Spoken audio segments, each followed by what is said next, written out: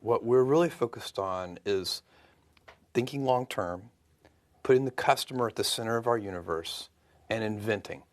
Those are the three big ideas to think long term, because a lot of invention doesn't work. If you're going to invent, it means you're going to experiment. You have to think long term.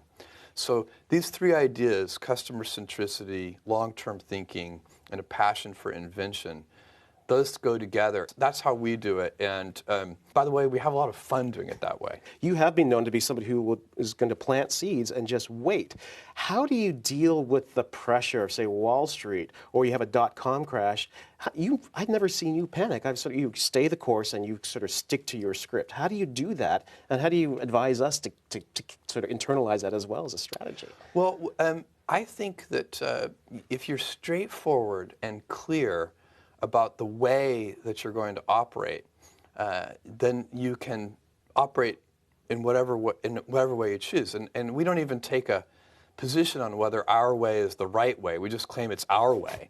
But Warren Buffett has a great saying along these lines. He says, you can hold a ballet, and that can be successful.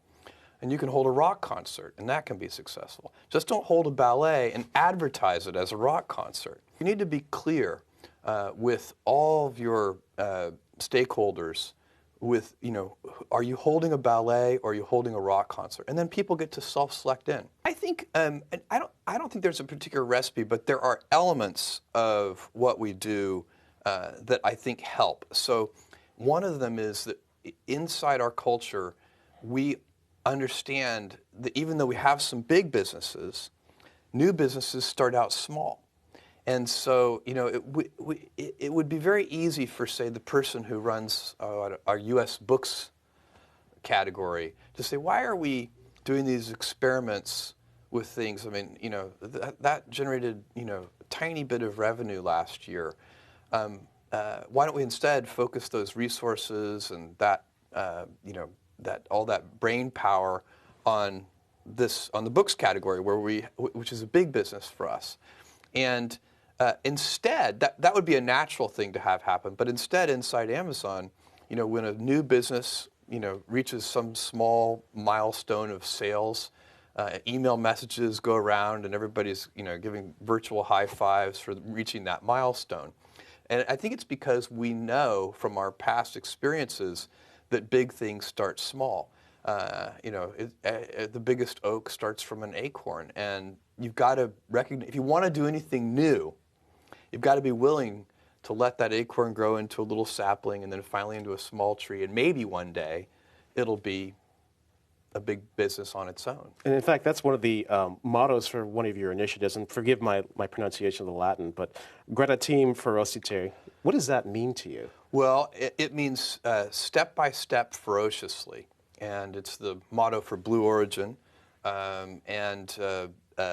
Basically, you can't skip steps. You have to put one foot in front of the other. Things take time.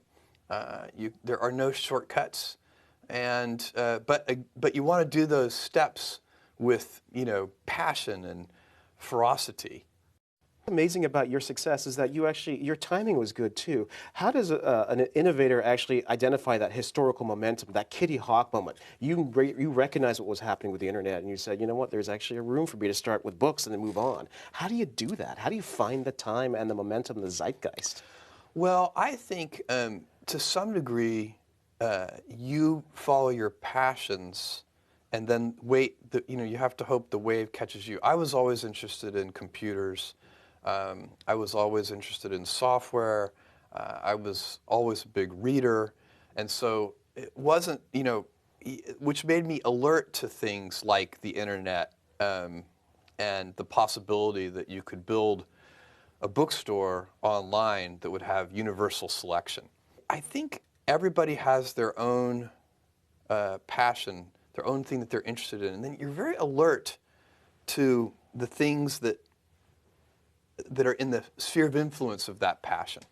So your passion has led you to change the world, frankly, with Amazon. But yet you've got Blue Origin, you've got Bezos Explorations. Why can't somebody like you just rest on your laurels? Go play golf. Well, I love what I do. I also have 4 kids. I have a wife that I love. I have a lot of passions and interests, but one of them is, at Amazon, the rate of change is so high, and I love that. I love the pace of change. I love the fact that I get to work with these big, smart teams. The people I work with are so smart, and they're self-selected for loving to invent on behalf of customers.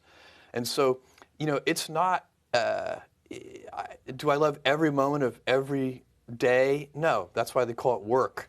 There are things that I don't enjoy, but if I'm really objective about it and I look at it, I'm so lucky to be working alongside all these passionate people, and I love it. Why would I go sit on a beach?